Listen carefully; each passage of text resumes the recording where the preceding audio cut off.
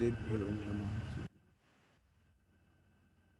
नमो अरहन्तानं नमो सिद्धानं नमो आयर्यानं नमो वज्रायानं नमो लोये सहसाहुनं।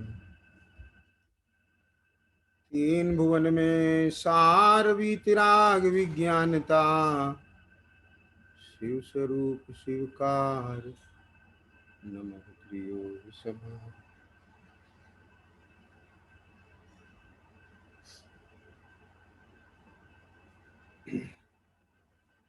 शेड़ाला जी के आधार से अपना स्वाध्याय का क्रम चल रहा है और 8 अंग की अपन चर्चा कर रहे हैं। कल अमूढ़ दृष्टि अंग की चर्चा की थी कि सम्यक दर्शन जो होता है, क्योंकि वस्तु स्वरूप का उसमें यथार्थ निर्णय होता है, इसलिए किसी भी तत्व में मूढ़ता का होना संभव नहीं है।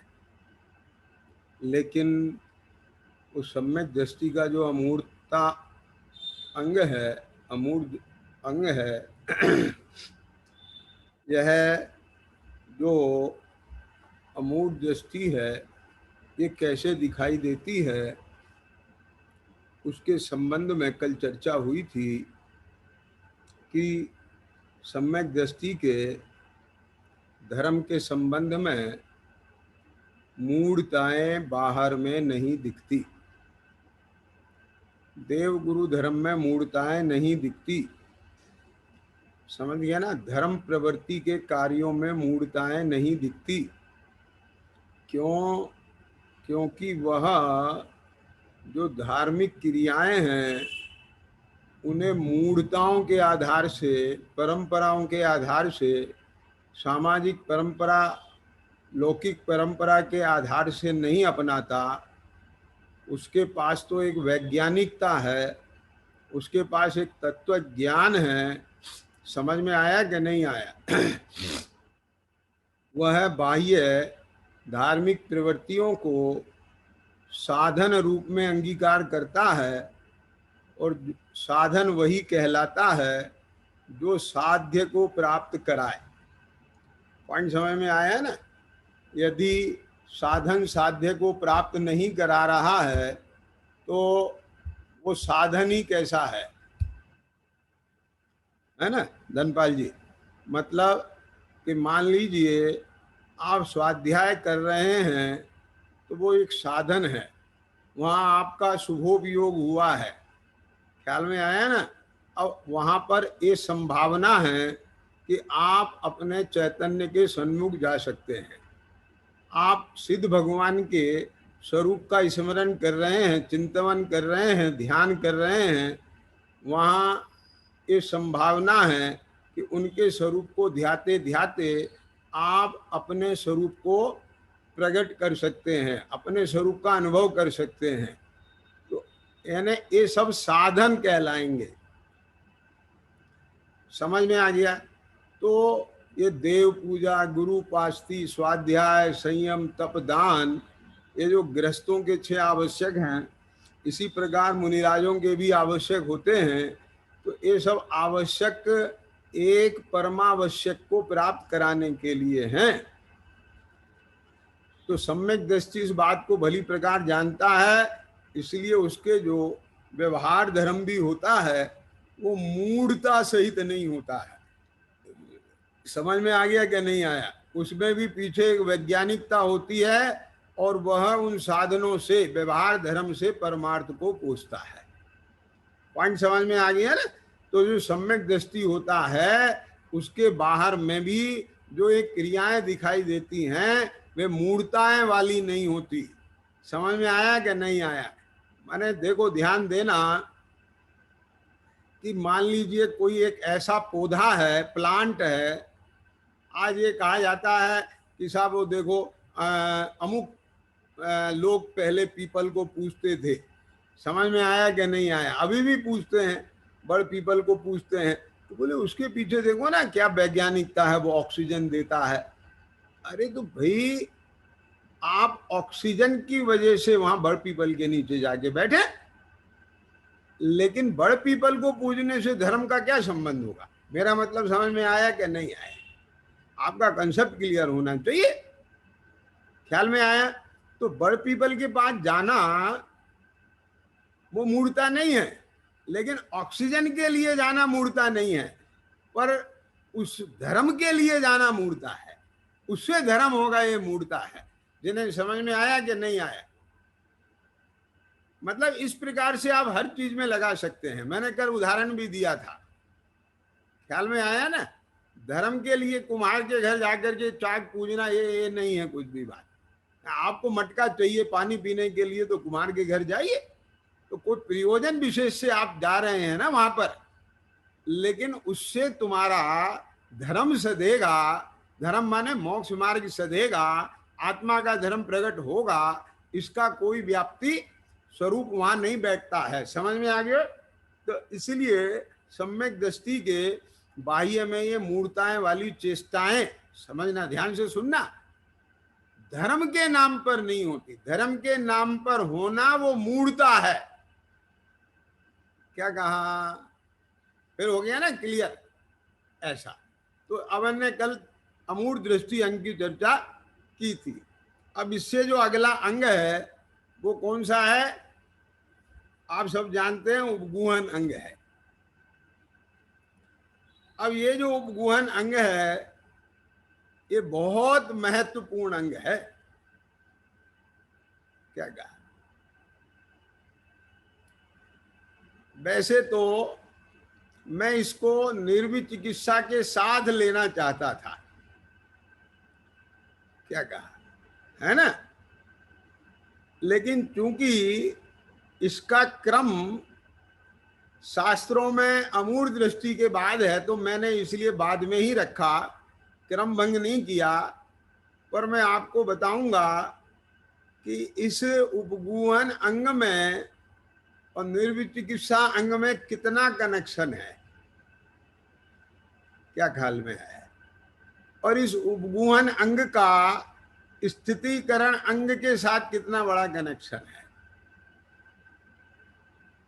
और इनका फिर प्रभावना और वात्सल्य के साथ भी बहुत बड़ा कनेक्शन है। वैसे तो आठों अंगों का ही आपस में कनेक्शन है, क्योंकि निसंगता नहीं होगी, निकांक्षता नहीं होगी तो निर्वित चिकित्सा भी नहीं होगी। आप समझ गए? निर्वित चिकित्सा नहीं है तो उपगूहन कहां से होगा, स्थितिकरण कैसे होगा? तो ये सारी चीज, जैसे दसों धर्म एक ही साथ पाए जाते हैं ना, लेकिन क्रोध के अभाव रूप वही निर्मल परिणति क्षमा कहलाती है, मान के अभाव रूप वही निर्मल परिणति मार्दव कहलाती है। तो ऐसे ही सम्यक दर्शन में जो छवि है, आभा है, उसकी ज्योति है रतन की, तो शंका के अभाव रूप निशंकता कहलाती है, कांक्षा के अभाव रूप निकांक्षता कहलाती है। ख्याल में आया? विचिकित्सा के अभाव रूप निर्विचिकित्सा कहलाती है, मूर्ता के अभाव रूप अमूर्ता कहलाती है। ऐसे लेना। तो ये जो उपगूहन अंग है, इस उपगूहन अंग में सबसे प्रसिद्ध कथा आती है, वो सब आपके ज्ञान में होगी ही होगी। एक कौन सी? कि वो मंदिर जी से, है ना, चोर ने वो रत्न चुराया था। और वो चोर कौन था? एक ब्रह्मचारी के वेश में था, त्यागी के वेश में था। समझ में आया कि नहीं आया? हुआ क्या था कि चोरों की सभा में ये बात आई कि वो बहुत कीमती रतन है जो सेठ जी के चैत्यालय में भगवान की बेटी में छत्र में लगा है। समझ में आया? अब वो इतना कीमती रत्न है कि वो रत्न कैसे भी प्राप्त करना है। अब उस सभा में एक चोर ने इस बात के लिए हामी भर दी। ठीक है? तो अब वो जो चोर ने हामी भर दी, तो अब वो चोर उसे चुराएगा कैसे? तो वो वेश बदलने में, भाषा बदलने में बहुत एक्सपर्ट था, स्वांग धरने में एक्सपर्ट था। तो इसलिए उसने एक त्यागी का वेश भराया, ब्रह्मचारी का वेश बनाया, और कुछ धार्मिक गाथाएं, पाठ, स्तुति, ये सब याद कर लिए बहुत अच्छे से, और बड़ा अच्छा प्रवचनकार बन गया। और बाहर में व्रत उपवास करके अब वो त्यागी तपस्वी भी बन गया। 2-2 दिन के उपवास करना और ये सब चीजें करना, अपने समय पे सामायिक पाठ करना, सब सीख लिया उसने। अब हुआ वह कि वो उसी मंदिर में पहुंचता है, और जो सेठ जी थे उन्हें अपने प्रभाव में ले लेता है। समझ में आया? अब वो सेठ जी काहे से प्रभावित हुए? उसके व्यवहार से प्रभावित हुए।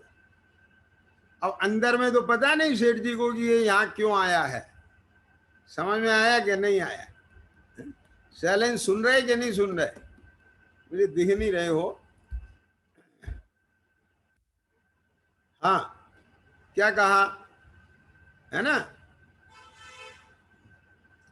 थोड़ा आगे होके बैठा करो आप, बिल्कुल पीछे छिपे रहते हो। हाँ, तो क्या बोला मैंने कि उनने क्या किया कि इतना सब अपना बाहर में त्याग, संयम और बोलने में इतना सब ज्ञान प्रदर्शित किया, तो उसकी वजह से सेठ जी क्या हो गए? बहुत अच्छे प्रभावित हो गए, और उन्होंने उनसे आग्रह किया कि आप यहीं रुको। ख्याल में आ गया क्या? अब वो धीरे धीरे वहां रह गए, और उनने 2-2 3 दिन के उपवास करे, है ना, तो और ज्यादा सब पे प्रभाव डाल दिया। ऐसा करते करते सेठ जी को उन पर बहुत अच्छा विश्वास हो गया, ये बहुत अच्छे त्यागी, धर्मात्मा और ये सब हैं। अब सेठ जी को एक दिन बाहर जाना पड़ा, तो मंदिर जी की सुरक्षा के लिए उन्होंने बेदी की चाबी उन ब्रह्मचारी को दे दी। समझ में आया कि नहीं आया? उन त्यागी जी को दे दी, समझ लो। अब वो जो, अब सेठ जी तो चले गए, अब उनने मौका देख के रात में बेदी खोल के वो रत्न निकाल लिया। आई समझ में? तो अब रत्न निकाला और रत्न लेकर के भागा। लेकिन रत्न की आभा इतनी थी कि छिपाई नहीं छिपी, और वो बाहर में उसकी आभा दिख गई लोगों को, तो लोगों को आभा दिखने से अब वो कि ये चोर को रत्न चुरा के भाग रहा है। उन्होंने ये नहीं समझा कि ये तो त्यागी महाराज हैं, वो जो मंदिर में रहते थे अपने। उनने कहा ये चोर है। अब वे पीछे भागे, और वो जो चोर था वेशधारी वो आगे भागा, और भागते भागते रास्ते में उसी तंबू में घुस गया जिस तंबू में वो सेठ जी ने नाइट स्टे किया था। पहले क्या होता था, रात हो गई, अब वो अपना गाड़ी में जो है अपना तंबू लगाया और रात्रि व्यतीत करते थे लोग। अब वो पीछे पीछे भागे आ रहे हैं, चोर चोर चोर, सेठ जी ये मंदिर से रत्न लेकर के भागा है चोर। तो तंबू में उनने उन्हें ब्रह्मचारी जी को पहचान लिया। समझ में आया? अब ये कथा मैंने आपको बताई, ये शास्त्रों में लिखी है सब, आपकी पढ़ी होगी, नहीं पढ़ी होगी तो मैंने सुना दी। अब इसमें से हमको मर्म निकालना है। ख्याल में आ गया क्या नहीं आया? अब इसमें मर्म की बात यह है, जब सेठ जी ने ये देखा कि ये तो वही ब्रह्मचारी हैं, त्यागी हैं, व्रती हैं, समझ गए, पहचान लिया, और ये रतन लेके भागे हैं और इनके पीछे सारी पब्लिक भाग रही है। तो अगर मान लो मैं इसको चोर साबित करता हूं तो सारी पब्लिक ये समझेगी, क्योंकि अंधेरे में तो अभी तक इन्हें पता नहीं है ये क्या, ये चोर है या वो व्रती श्रावक है, ब्रह्मचारी है, त्यागी है, कौन है, धर्मात्मा है। वे तो चोर ही समझ रहे हैं, लेकिन अब तो देखेंगे ना सब। ख्याल में आया क्या नहीं आया? तो जो लोग हैं उनकी आस्था धर्म से हट जाएगी। तो इतनी देर नहीं सोचा जितनी देर मैंने बताने में लगा है। उनने तो तत्क्षण सिचुएशन जान के और तत्क्षण डिसीजन ले लिया कि यानी 2 मिनट के अंदर वो अंदर आया रतन लेके, उनने देख लिया कि ये रतन लाया है और ये वही है ब्रह्मचारी। ख्याल में आ गया क्या नहीं आया? और फिर 2 मिनट बाद पब्लिक भी अंदर घुस आई। अब उजाले में तो सब देखा। तो सेठ जी बोले क्यों हल्ला मचा रहे हो? बोले साहब ये रतन लेके भागा है। बोले तुम देख तो लिया करो ये कौन है। अरे ये चोर नहीं है। सुना ध्यान से क्या कमलेश, तुम फालतू में ऐसे हल्ला मचा रहे हो, चोर चोर चोर चोर। ये चोर नहीं है, ये तो अपने ब्रह्मचारी जी हैं। तुम सब लोग ब्रह्मचारी जी को चोर बना रहे हो। बोले साहब ये रतन लेके भागे। बोले भागा नहीं है, ये तो मैंने ही मंगाया था। क्या कहा?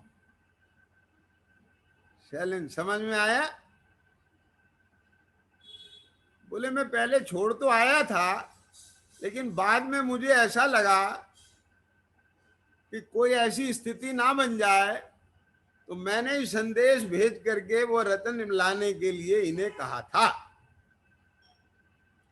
इसलिए आप लोग परेशान नहीं हो और सब लोग अपने अपने घर जाओ।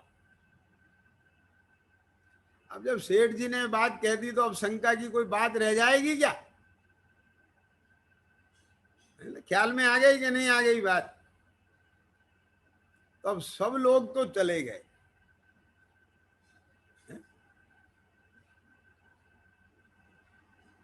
और बाद में सेठ जी ने क्या करा होगा भाई?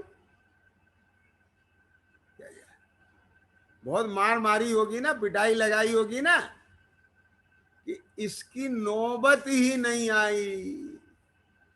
क्या क्या, क्योंकि ये घटना आर्टिफिशियल नहीं थी। क्या कहा?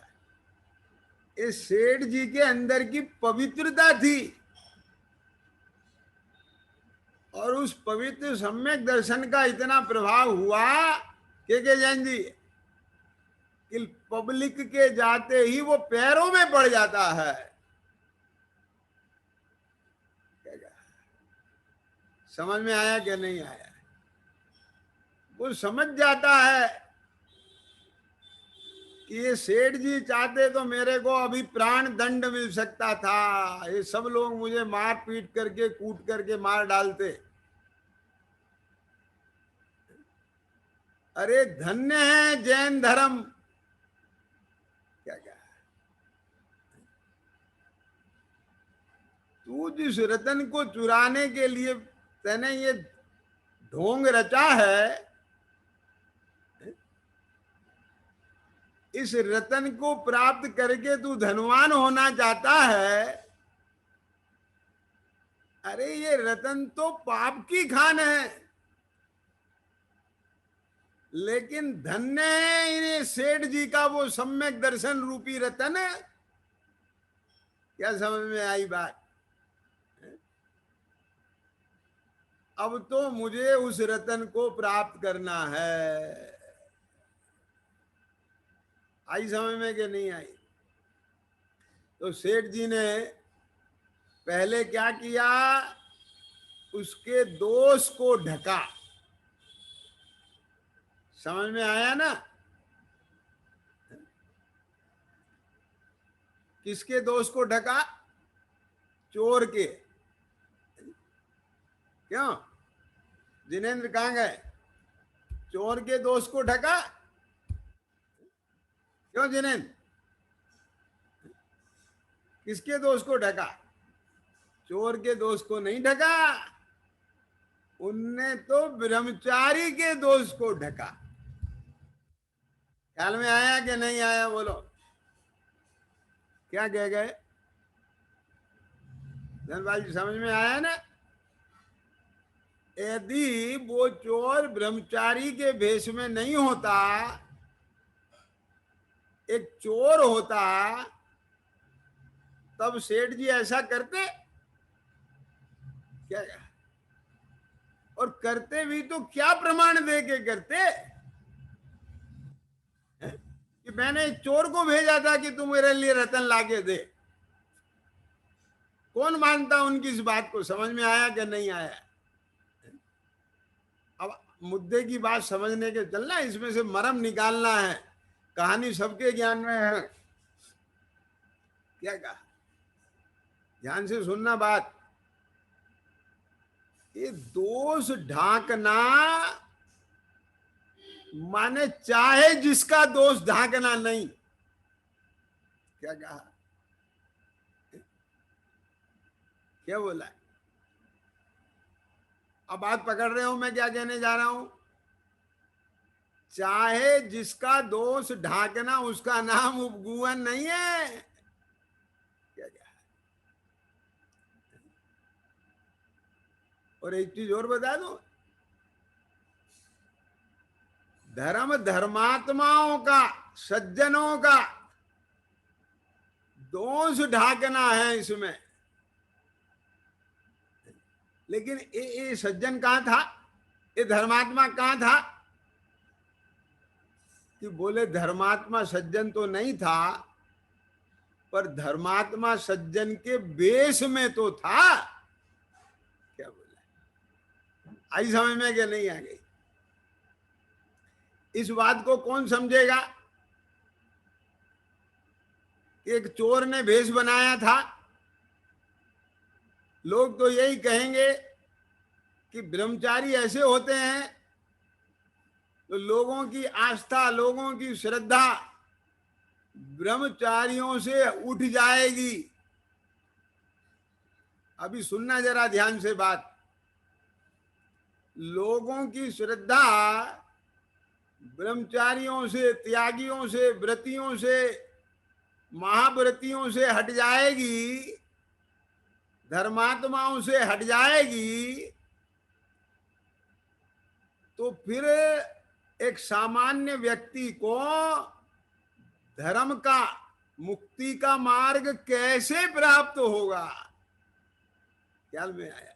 न धर्म धार्मिकों बिना, धर्म धर्मात्माओं के बिना नहीं देखा जाता है, और धर्मात्माओं के प्रति आस्था नहीं रहेगी। समझ में आ रहा है कि नहीं आ रहा है? तो फिर धर्मात्माओं से उन्हें कल्याण का मार्ग कैसे मिलेगा? ये है असली पॉइंट। क्या? तो अब बोलो, इसमें प्रभावना का भाव है कि नहीं है? क्यों क्यों क्यों दोष ढाका है? समझ में आ रहा है कि नहीं आ रहा है? क्या बोले? ये दोष इसलिए ढाका है कि अप्रभावना ना होवे धर्म धर्मात्मा हो, धर्म की निंदा ना होवे। बात पकड़ रहे हो कि नहीं पकड़ में आ रही है? क्या क्या?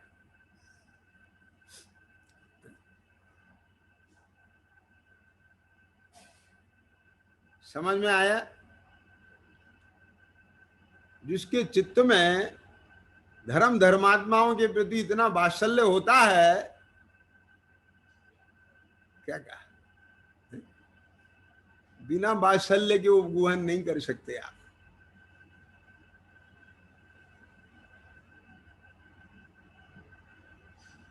क्या कह रहे हैं हम?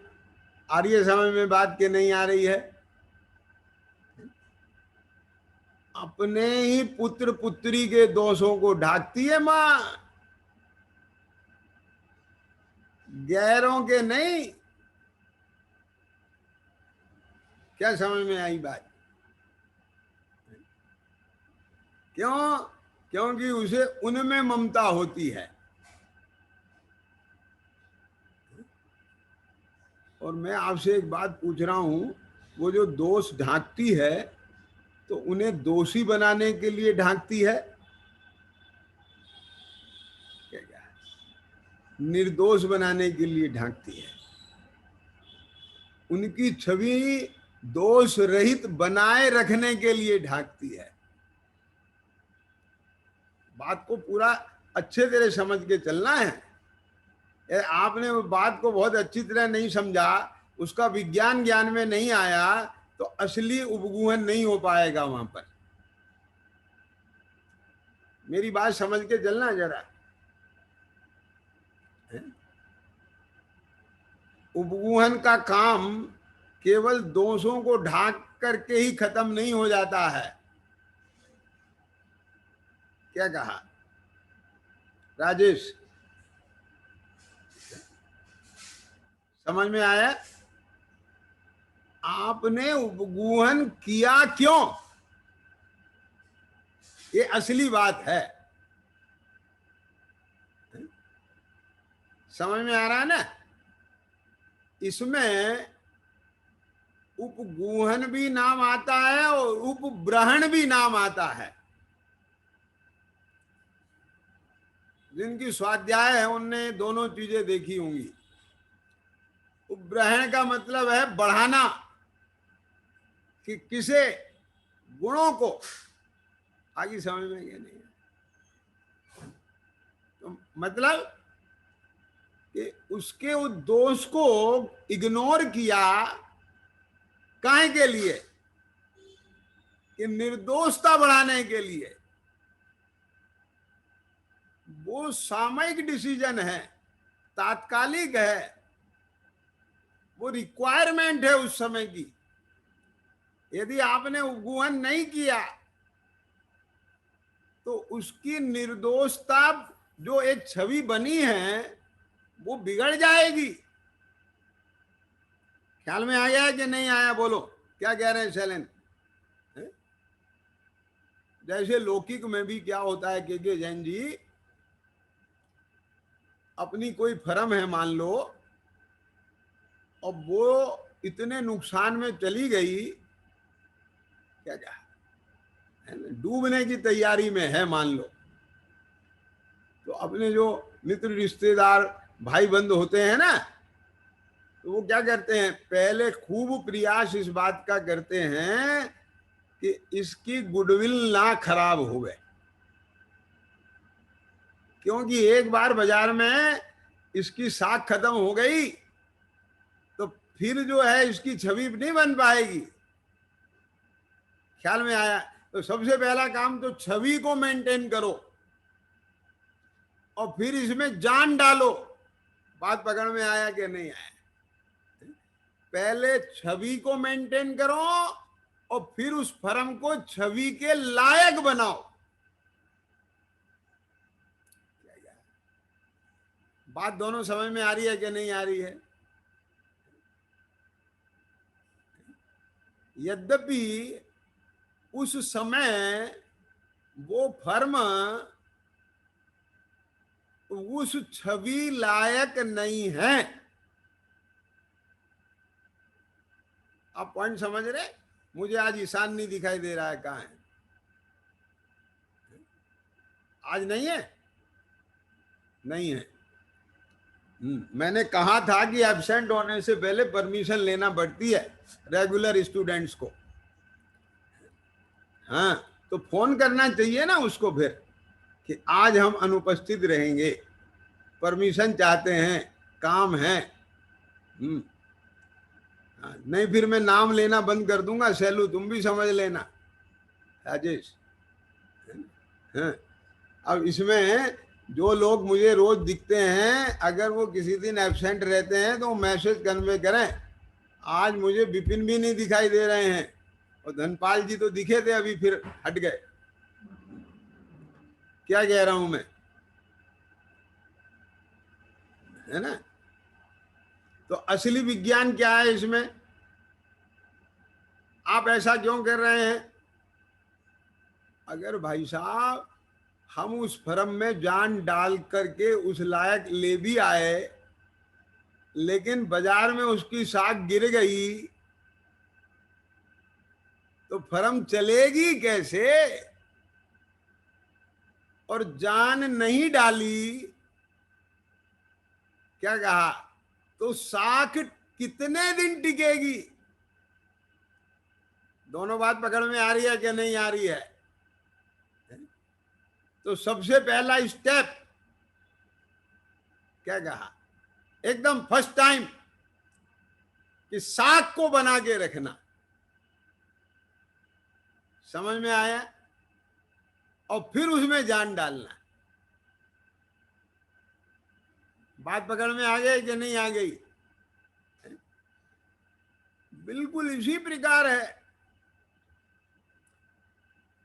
देखो मैं आपको एक चीज बताता हूं, ध्यान से सुनना जरा। आप कहेंगे कि ये गलती तो एक व्यक्ति ने की है ना, क्या समझ में आया? गलती तो एक ही व्यक्ति करता है और बदनाम समुदाय होता है। क्या कहा है? डालडा में चर्बी एक व्यक्ति ने मिलाई थी, समझ में आया कि नहीं आया?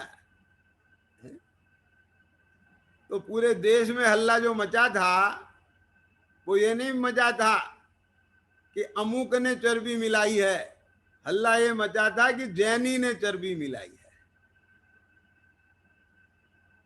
बात पकड़ में आ गई कि नहीं आ गई? समझ में आ रहा है?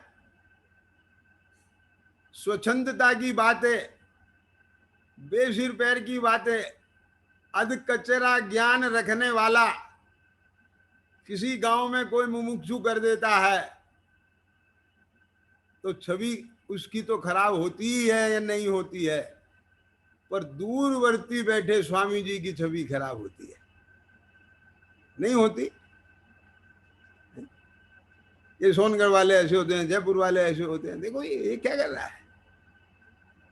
समझ में आया कि नहीं है? तुमने देखा है व्यवहार कैसा है? क्यों? तो समझ में आ रहा है कि नहीं आ रहा है? वो एक मिनट ध्यान से सुनना जरा मेरी बात, मैं जो कह रहा हूं, वो एक मिनट का जो फोटो खींचेगा ना, वो सारे जीवन की छवि बिगाड़ देगा।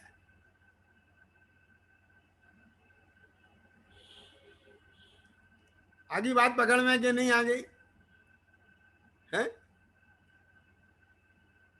तो वो तो ये कहेगा मैंने तो ऐसा प्रत्यक्ष देखा है। अब आगे पीछे का हमें क्या? बात समझ में आती है कि नहीं आती है? हैं? बोलो। अक्सर क्या होता है, ध्यान से सुनना, कि आजकल ये सीसीटीवी कैमरा चल गए ना, तो अब मैं अपने मोबाइल में स्कूल को देखता रहता हूँ। अब वहां पर कोई भी टीचर कुछ गड़बड़ करे तो फोन कर देते हैं। अब हर समय तो देखता नहीं हूं, तो अब कभी दिन में एक आध बार देख लिया। अब कोई जो है अनुशासनहीनता का कोई काम ऐसा दिखे तो हम फोन कर देते हैं, तो वहां से रिप्लाई, सर हम तो सुबह से मेहनत कर रहे थे, ये तो 5 मिनट के लिए 2 मिनट के लिए अभी ऐसे बैठ गए थे ऐसे करने। हमने कहा हमें क्या मालूम। तो समझ में आया कि नहीं आया? क्यों? कभी कभी ऐसे इंसिडेंट भी हो जाते हैं। आप बच्चे के रूम में जाएं, स्टडी रूम में जो घर में होता है, और आप दिन में 4 दफे गए और दिन भर तो वो पढ़े, और चारों ही दफे मान लो उसके हाथ में आप मोबाइल देखो, तो बोलो शैलेंद्र क्या कहोगे? बताओ इंदू जी, क्या जवाब होगा आपका? मेरा मतलब समझ में आया कि नहीं आया? बोले भाई हमको क्या मालूम, हम तो जब आते हैं तब मोबाइल दिखता है। क्या कहा? ध्यान से सुनना। इसमें जो 24 घंटे उनके साथ रहता हो और जो उन्हें बहुत अच्छी तरह पहचानता हो, कि जैसे मान लो हमारे स्कूल में कोई इंचार्ज प्रिंसिपल है और वो देख रही है 24 घंटे कि टीचर बहुत अच्छे से मेहनत कर रहे हैं, सब है, तो फिर वो बाद में वही आश्वस्त करती है हमको, तो भाई सर वो तो वो सुबह से बहुत अच्छा रिजल्ट दिया है इन्हें, सब बहुत बढ़िया किया है, तो 2 मिनट के लिए, 5 मिनट के लिए थोड़ा सा ऐसा ख्याल में आया कि नहीं आया? अच्छा अच्छा चल कोई बात नहीं, वो तो इग्नोर हो जाएगी बात। बात पकड़ में आ गया कि नहीं आया? और फिर वो घर में भी माँ कहती है अजी ऐसा नहीं है, वो तो दिन भर से पढ़ रहा था। ख्याल में आया कि नहीं आया? तो हम तो जब गए थे, वो ये बाई चांस ऐसा हो गया है। समझ में आया कि नहीं आया? तब उसमें साफ सफाई तो करना ही पड़ेगी ना। बात पकड़ में आए, कितना ही कुछ हो, मेरा मतलब समझ में आ गया कि नहीं आ गया? क्या कहा? तो पहले जमाने में ऐसा ही होता था। कि क्या होता था कि घर के जो बड़े होते थे, बुजुर्ग होते थे, वे दिन भर दुकान में रहते थे। गांव में घेर होते थे, घेर, तो वहां रहते थे और भोजन करने के लिए घर पे आते थे। समझ में आया कि नहीं आया? तो पहले ही संदेश मिल जाता था कि आ रहे हैं बाबा जी, आ रहे हैं पिताजी, आ रहे हैं, तो सब अलर्ट हो जाते थे उससे। क्यों? कि दिन भर कितनी मेहनत की है, सब कुछ किया है, यदि इस समय उनके आने के समय सब सीन गड़बड़ हो गया तो इमेज वही जाएगी। बात पकड़ में आ रही है कि नहीं आ रही है? क्या समझ में आई बात? है ना? क्या कहा? बात तो समझे कि नहीं समझे? कोई इस बात को नहीं मानने के लिए तैयार होगा कि सुबह से मेहनत कर रहे थे। ख्याल में आ रहा है ना? तो इसी तरह से ये तुम्हारी जो छवि है, तुम्हारी जो इमेज है, यदि वो एक दफे भी गलत दिमाग में आ गई तो फिर वो बदलना बहुत मुश्किल हो जाता है। यदि किसी भी फर्म की गुडविल एक बार मार्केट में खराब हो गई तो फिर उसे चढ़ने में बहुत समय लग जाता है। मेरी बात सुनना जरा ध्यान से। नई फर्म की गुडविल तो एक बार को बहुत जल्दी बन जाएगी के जैन जी, और बनी हुई गुडविल बिगड़ने के बाद दोबारा बनने में तो फिर समझ लो कि असंभव जैसा काम है वो। क्या क्या समझ में आ गया कि नहीं आया?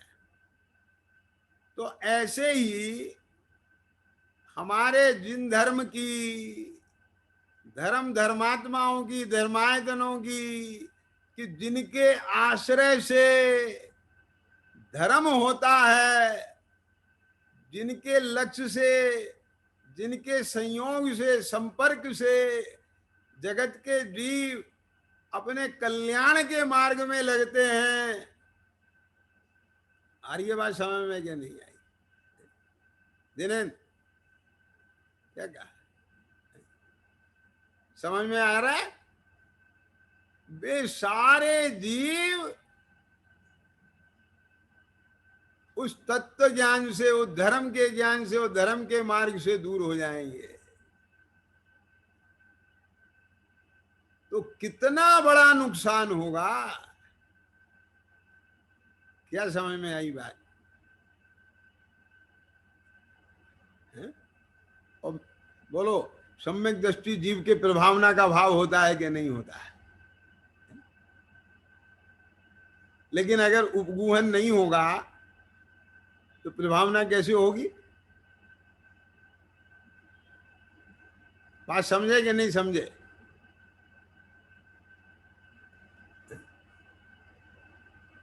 ख्याल में आया? और खाली उपगूहन हो गया और स्थितिकरण नहीं हुआ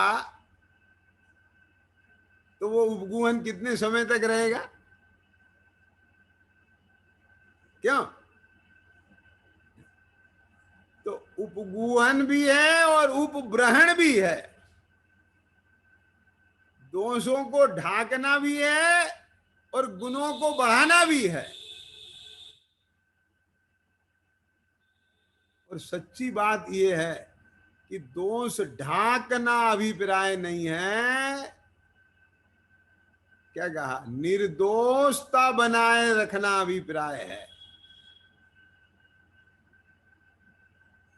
बात समझ में आ रही है कि नहीं आ रही है? ये उपगूहन, मेरी बात को सुन के चलना जरा, दूसरों के संबंध में तो होता ही है के जैन जी,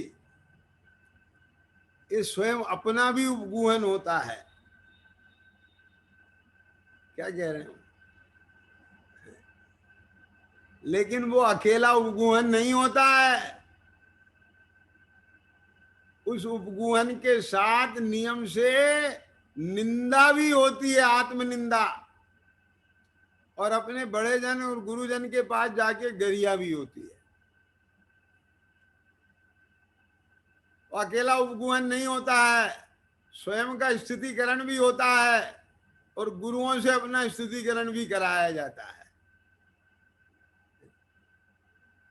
तो अपना उपगूहन क्यों करता है कोई भी धर्मात्मा जीव, और दूसरों का उपगूहन क्यों करता है? बात को समझना जरा, मैं क्या कहने जा रहा हूं। ये व्याख्या तो आपको सब शास्त्रों में मिल जाएंगी, लेकिन उनमें जो एक मर्म है, उसका जो एक आशय है, जो एक विज्ञान है, मैं उसको निकालने का प्रयास कर रहा हूं। आप बात पकड़ रहे हैं कि नहीं पकड़ रहे हैं? बोलो सैलेंट, क्या कहा है? समझ में आया? क्या कहा? तो अब ध्यान देना मेरी बात पे। अब मैं अपने उपगूहन की बात कह रहा हूं, अभी दोनों का सामंजस्य करेंगे हम इसमें।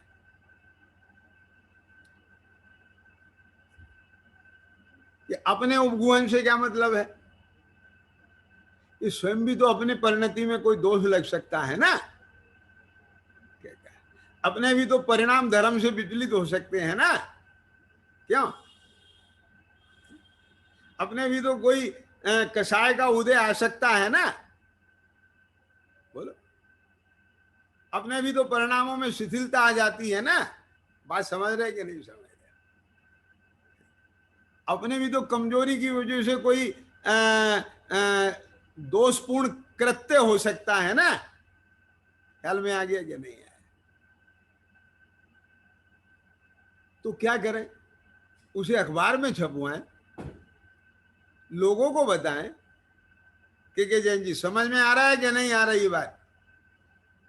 अरे तुम खुद भी बताओगे क्या क्या दुनिया से, तो क्या उससे अप्रभावना नहीं बनेगी? शंकाएं नहीं खड़ी होंगी? और तुम अपना दोष दुनिया को बताते फिरोगे, जग जाहिर करोगे, तो दुनिया तुम्हारा दोष मिटाएगी क्या? ख्याल में आया कि नहीं? है ना? मैं समझ में आया कि नहीं आया? क्यों? वो मतलब ये है इसमें कि अपना भी उपगूहन ढाकना है, लेकिन ऐसा नहीं है कि तुम ढाकने के नाम पे चाहे जो करने लग जाओ। ये गलत अर्थ नहीं निकालना इसमें से भैया, मैं पहले कह रहा हूं इस बात को। क्या कहा? ये पर्दे के पीछे चाहे जो पाप करते रहो, बोले भाई साहब आपने तो कहा था अपना उपगूहन कर लेना चाहिए, ये नहीं है मतलब। इसका मतलब है कदाचित असावधानी से, अज्ञानता से, अथवा कर्म का धक्का, कषाय का धक्का सहन नहीं हुआ और कोई ऐसा कार्य हो गया, परिणाम हो गया, समझ में आया कि नहीं आया, तो उसको क्या कहा, थोड़ा आपने बचाव कर लिया दुनिया से। क्यों कि वो फिर अपवाद का कारण बनेगा, अप्रभावना का कारण बनेगा, तो क्या करें फिर। तो आप उसको, तो आपको तो खेद हो ही गया ना उसका, आपके स्वयं की तो आलोचना हो गई ना। अब आप गुरु के पास जाएंगे, उनसे अपनी बात कहेंगे, तो वो आपका स्थितिकरण करेंगे। आप भी ज्ञानी हैं, समझदार हैं, धर्मात्मा हैं, स्वयं अपना स्थितिकरण करेंगे। क्या समझ में आ गया कि नहीं आया? क्यों आप उनसे प्रायश्चित लेंगे, क्या कहा, और अपने दोष का प्रायश्चित लेके निर्दोष होएंगे। बोलो, अब एक चीज ये आप कहां से कह रहे हो, ये बात कहां से निकली ये बात? मैं आपसे पूछता हूं कि अपने यहां प्रायश्चित विधान है कि नहीं, आलोचना विधान है कि नहीं? तो वो आलोचना अपने दोष की होती है कि दूसरों के दोषों की होती है? बोलो बताओ, समझ में आया कि नहीं आया? और जब अपने दोष गुरु के पास जाके बताए जाते हैं, तो शास्त्रों में ये चीज आई कि नहीं आई कि कुछ शिष्य अपने कुछ दोष छिपा लेते हैं, सारे नहीं बताते। तो ये भी एक दोष है उस साधु का, उसका नाम भी लिखा है आगम में। मेरा मतलब समझ में आया कि नहीं? अभी मेरे ख्याल में नहीं है। तो इसका क्या मतलब है? क्या मतलब कि जो अपना दोष छिपा रहा है, गुरु के सामने ही छिपा रहा है, तो औरों से तो छिपाया ही है उनने। क्या समझ में आया? लेकिन वो उपगुहन अंग में नहीं जाएगा। ये क्यों? ये उपगुहन तो पब्लिक से करना था, और वो भी इसलिए करना था कि ताकि धर्म की अप्रभावना ना हो, और गुरु से बिल्कुल नहीं करना था। समझ में आया कि नहीं आया? क्योंकि उपगुहन उपग्रहण के लिए था। आगे समझ में कि नहीं आ गई? तो वो उपगुहन नाम नहीं पाएगा।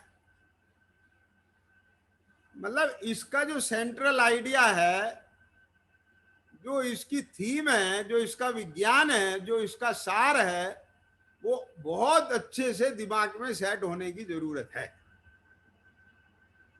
ना? कि सम्यक दृष्टि जीव के तो सहज होगा ही, क्योंकि उसका कॉन्सेप्ट क्लियर है बहुत अच्छी तरह से। लेकिन जन सामान्य को भी इस चीज का बहुत अच्छे तरह से ख्याल बन जाना चाहिए,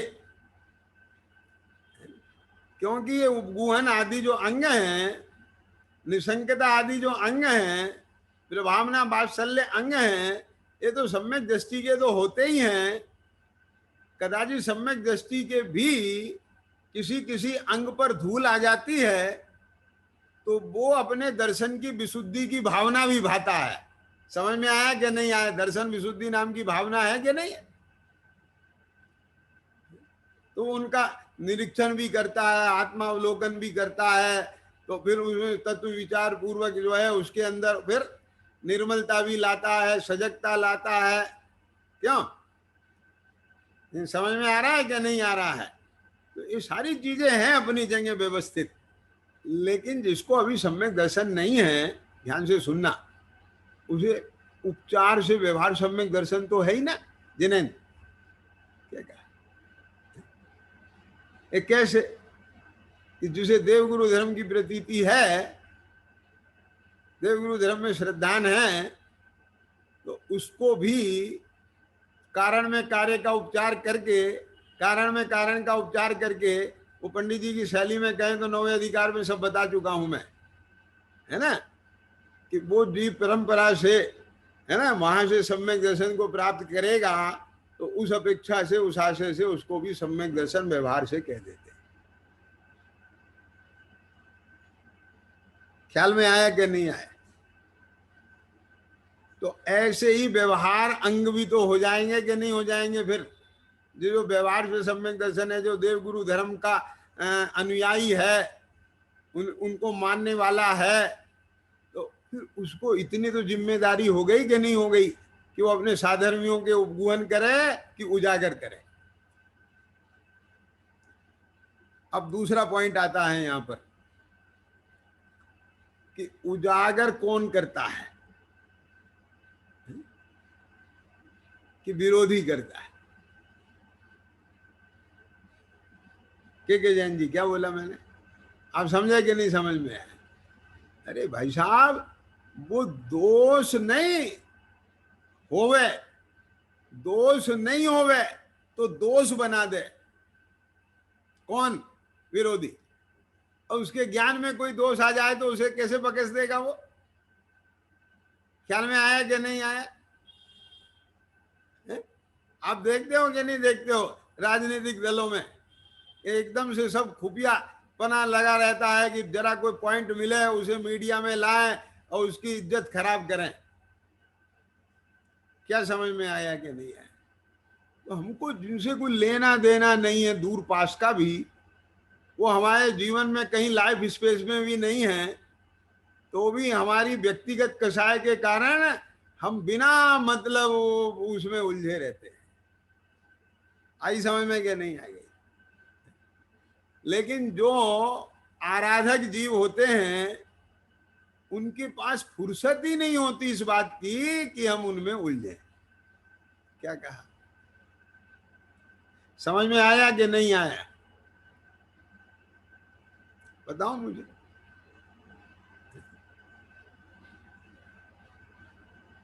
कि अपनी उन्नति में इतना समय लगाओ कि किसी की आलोचना करने का समय ही तुम्हारे पास ना हो। समझ में आ रहा है? दूसरे के दिखें तो गुण दिखें। क्या कहा? क्या बोला मैंने?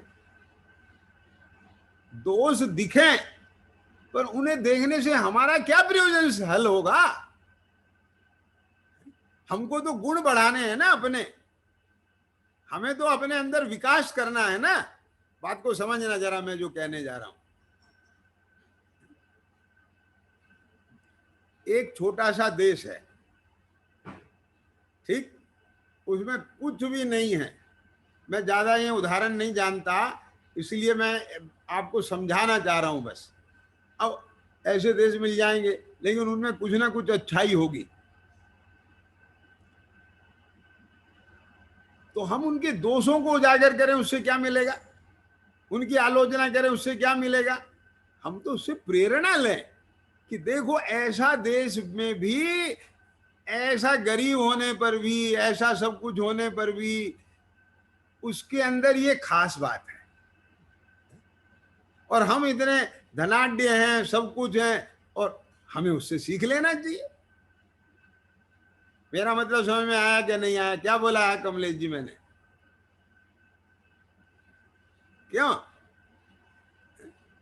मतलब हमको तो प्रेरणा चाहिए। प्रेरणा कहां से मिलेगी? कि गुण देखने से मिलेगी, है ना? क्या कहा? और दोष देखने से परिणाम मलिन होंगे कि निर्मल रहेंगे? क्या ख्याल में आ रहा है कि नहीं आ रहा है?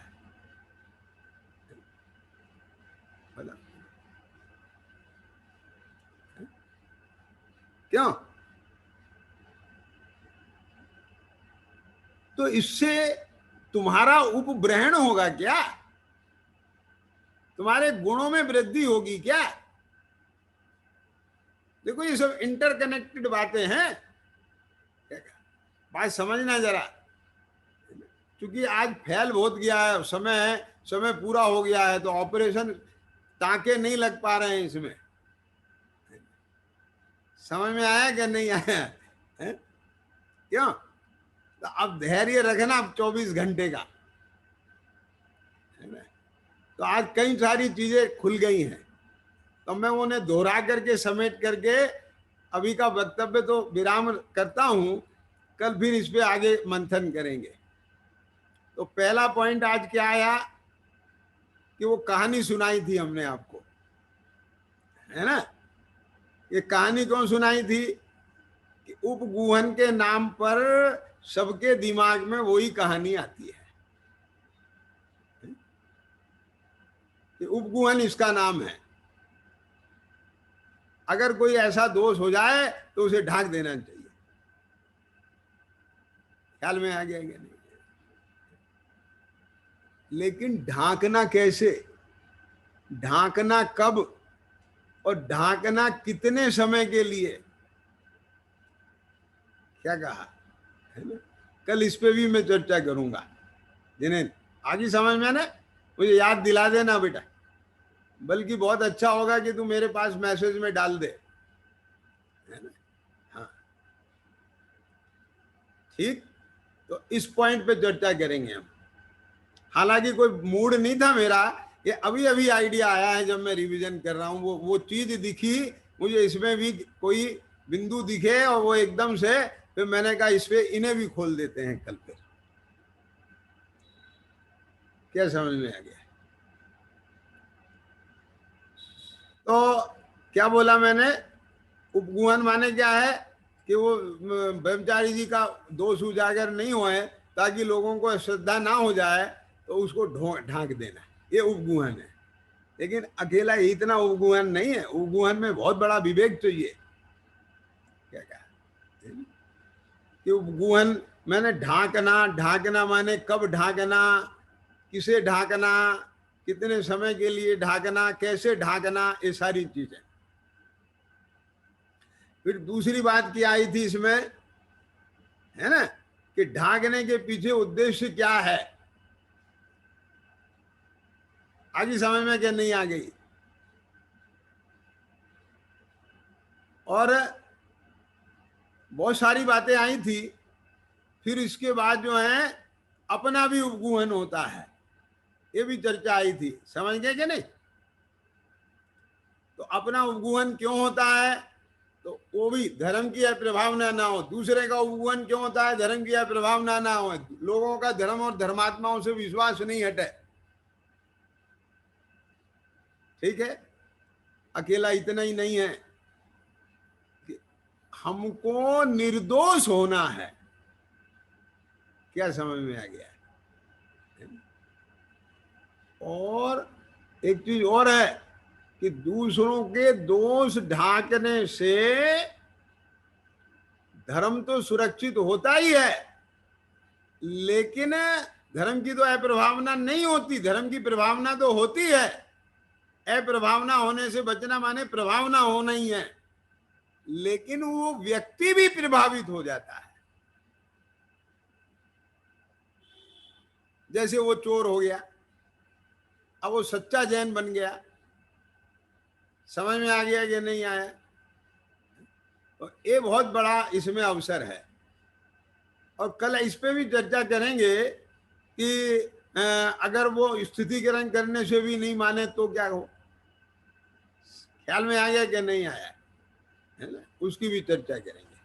तो अपना भी स्थिति उपगुहन होता है, अपना भी स्थितिकरण होता है। ठीक है, तो ये सारी चर्चाएं आज आई हैं, और इन्हीं को आगे बढ़ाते हुए कल फिर इस विषय को पूरा करने का प्रयास करेंगे। सहजानंदी शुद्ध स्वरूपी अविनाशी मैं आत्मा स्वरूप, सहजानंदी शुद्ध स्वरूपी अविनाशी मैं आत्मा स्वरूप।